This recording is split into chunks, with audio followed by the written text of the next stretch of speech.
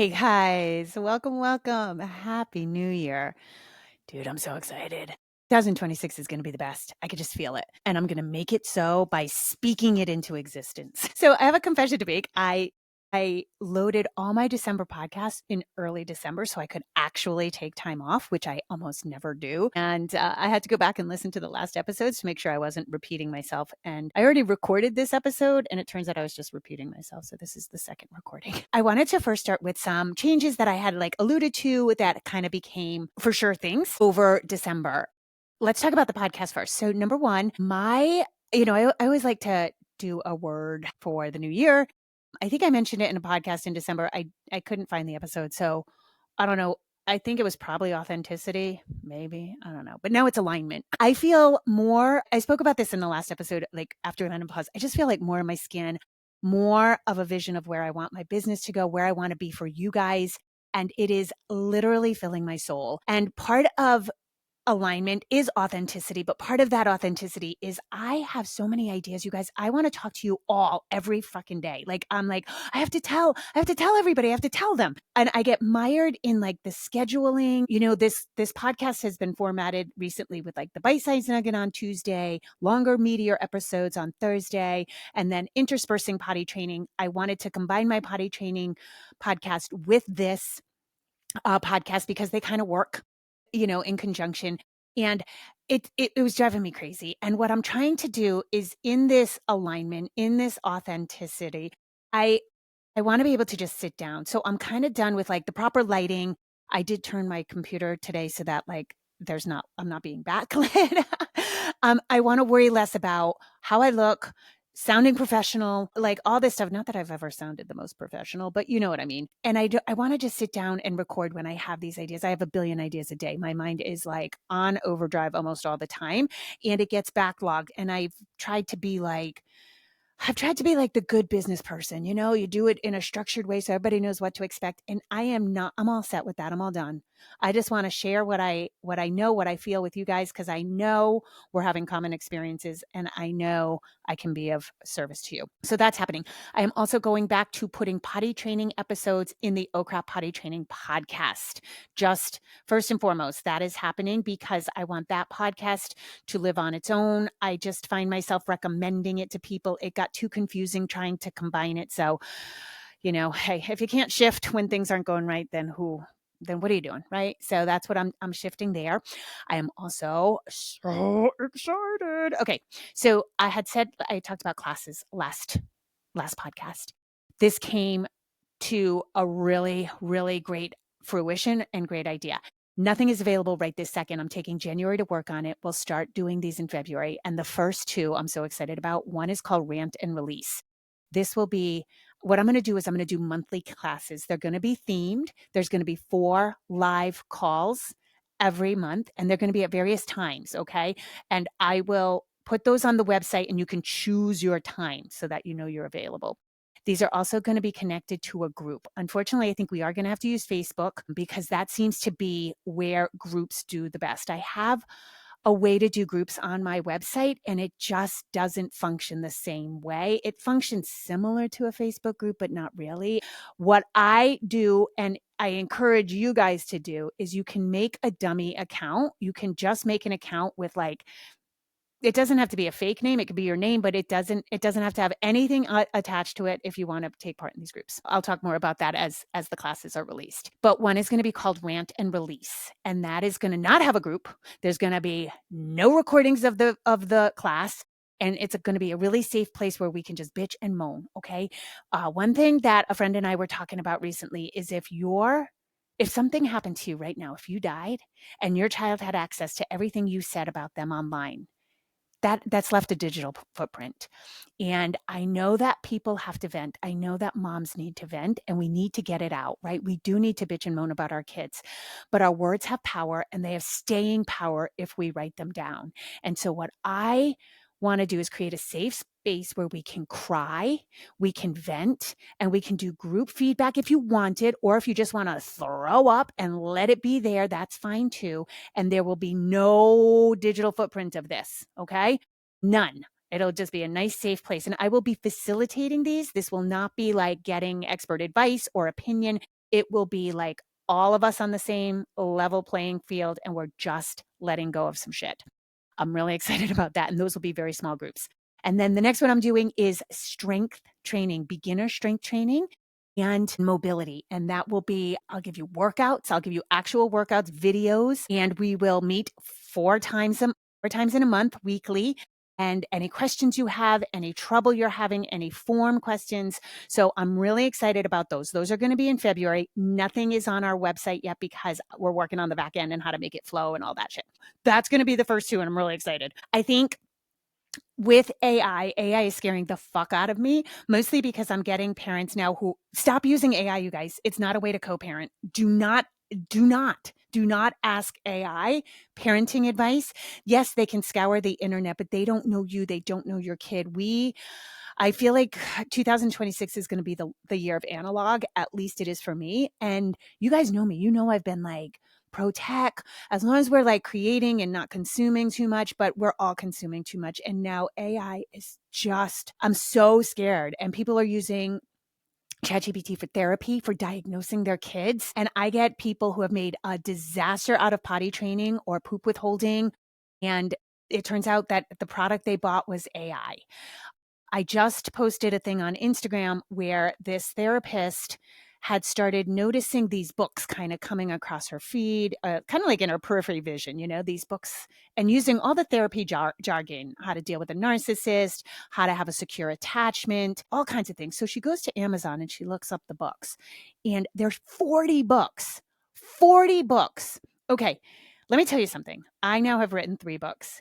Writing books it's fun. It's fun in a way because I like words. I like wordsmithing, but like you trip up on your own ideas. And I don't even know how like Harry Potter was written or these series with like extended, storylines and plots. And oh my God, like even Stranger Things. I just watched the finale. I was like, oh my God, like people are bitching and moaning about Stranger Things because they're like, oh, the plot holes. I was like, do you know what this is like? Like the Duffer brothers probably have like butcher paper all over their houses trying to track the storylines. So I write basic nonfiction how-to in areas I have expertise. And it's still like hard. You lose track of your thoughts and you repeat yourself without knowing it. And then you have to edit. Editing a book is the worst thing ever because you have to read your own words. I think I read Oh Crap Potty Training probably like 50 times. Do you know how boring that book is for me? So to be able to put out 40 books is insane. And Amazon now has a limit. You can only upload 10 books a day. 10. That's the limit. People are using AI and being so prolific. They're putting out information so fast. And AI is wrong sometimes. It doesn't have all the information. There's so much data. We've run out of actual data to feed it because there's hidden data in books, in handwritten things, in history. So do not stop relying on it. Can it be good to like make your shopping list? Yeah. Okay. Yeah, that can be a good thing, but like we can't be relying on it this much. And so I'm really excited because I want to meet with people live and I want to, let's bring the human back to being human. Okay. Cause we're straying really far. And so that's where my work is going. Now, I also, if you probably don't care because this is like the parenting podcast, but I have taken my poop withholding course like off the market as a standalone course. I recently, people are, I don't know. I don't know if it's a comprehension issue. I don't know if people are just so nervous about their kids and they skim through, but I watched people would come email me and like be screaming at me, be rude to me. And it turns out like when you take an online course, I can see in the back end if you completed it. And I would see people have skipped entire portions of my course. They have wrecked it and done a little damage to their kids. I'm not going to lie. And I was like, no, you can't do this. And worse, they take my information and then denigrate it online. Like, I don't even know what's on Reddit. I can't, like, I don't dip into that pool. I do for other things, but I don't want to know what people are saying about me. But they denigrate my work without doing it properly. And so I was like, never mind. This is a severe thing that needs one-on-one. So if you are listening to this and we're considering the Pooping Solutions course, or you know somebody or you've recommended it, I just want to let you know that's only being sold in conjunction with a consultation. And I have a few people that have trained directly under me. So that's a huge thing for me because I also think it's really indicative of what's happening as a society. Like, we're just not taking in information. We're being overloaded with information. And so I'm way more interested in making live classes and having real discussions. And so that's going to be the new format for me. Whatever topic we're talking about, there will be a month-long format, a weekly Zoom call, along with some printed materials and a group attached to it. So that's very, very exciting. Okay, the thing that is making me the most happy about all of these changes is that I and many others, I feel like we're in a low grade malaise. And it's not depression. It's just kind of like, I feel like things have, well, prior to all these business decisions I made and kind of redid my house and things, I was feeling this like low grade malaise, not depression, but like everything kind of lost a little color, and it just feels like we're slogging along, right? Do you guys ever feel that? Like, yeah, you have these pockets of joy, but it's like, just do the thing, do the next thing, do the next thing, get up the next day. And so I'm really trying to find all the good. And one of the things I read recently, I've been reading a lot of books on death and recovery in the White Mountains. So this is the mountain range that I am doing the winter hiking in, and it's really dangerous. It's the most dangerous weather in the world because it's so fast moving. And I've been obsessed with these books.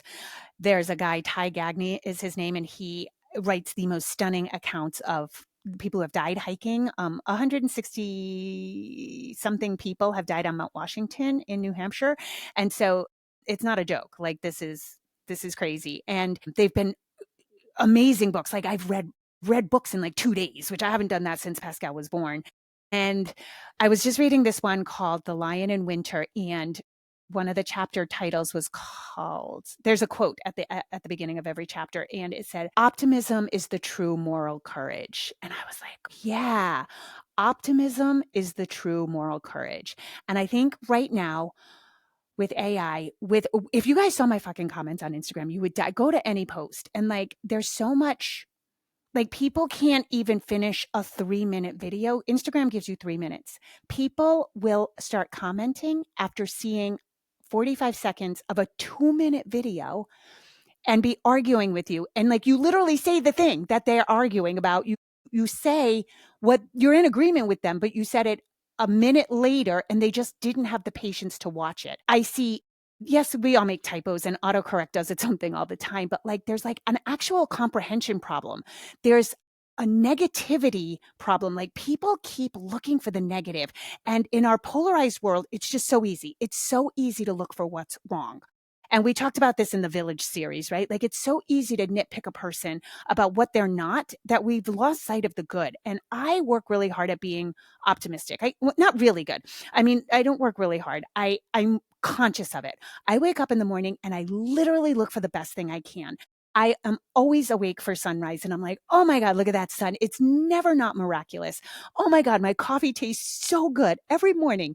And I really train my brain to see the good, because it's so easy to see the bad. It's so easy to be negative. And I had a come to Jesus moment with Pascal. Like, I really had a come to Jesus moment, because the other day, and he was, to be fair, he was congested. He was a little sick, but my God, everything that came out of that child's mouth was a bitch. And they say model for your kids. And I think modeling goes a long way, but I don't know. I'm never, ever late. And this kid is chronically late. And I am super positive, and boy, does he look for every negative. And so I finally got like irritated with him. And I was like, can you just stop it? Like, you're so freaking negative, and you're training your brain. You're training your brain to see the negative. Like, find the good. Stop looking and complaining about the bad. Words have power. And if you say those words constantly, they become your reality. Just because of neurochemical transactions in your brain, you're training your brain to see the negative. And so, I shared that quote with him, and I was like, optimism is the true moral courage. And I think right now, the world's a dumpster fire. We all know it, right? And so what can we find good? Because there's no shortage of bad. And if we start losing hope about whatever the thing is that you find your brain is obsessed with, if we start losing hope about the future, about the state of the world, we're just gonna keep sinking lower and lower and lower. And optimism, that is moral courage. Yeah, staying hopeful, staying above the fray. So I really encourage you guys to start looking for the good, because I have to do this. Sometimes, guys, I have to I'm almost ready to throw up at where our kids are headed because I see a broader scope. And one of the things about my work is that I see trends way before other people. I see parenting trends because I work with people all over the globe, and I can see things. Nobody believed me. 2 years ago, I was talking about 5-year-olds going to kindergarten in diapers, and people were like, that is not happening. And now it's like an epidemic. So it is happening. And so I have this luxury, and I can see kids' behaviors and just the busyness crowding out child development and what's true about children. And I can see where lack of reading and where our school systems are going. And I get panicky. I'm ready to have tears. And so I really work hard. I really work hard at staying optimistic. And not that I'm better than anybody. I have the true moral courage, but I've really come to believe that optimism is the true moral courage. And so look for the good. Look for the good as much as you can. And with that, I'm going to end. Okay. And I hope you guys have an awesome day. Rock on. And please, for the love of all that is holy, put your phone down. Put your phone down.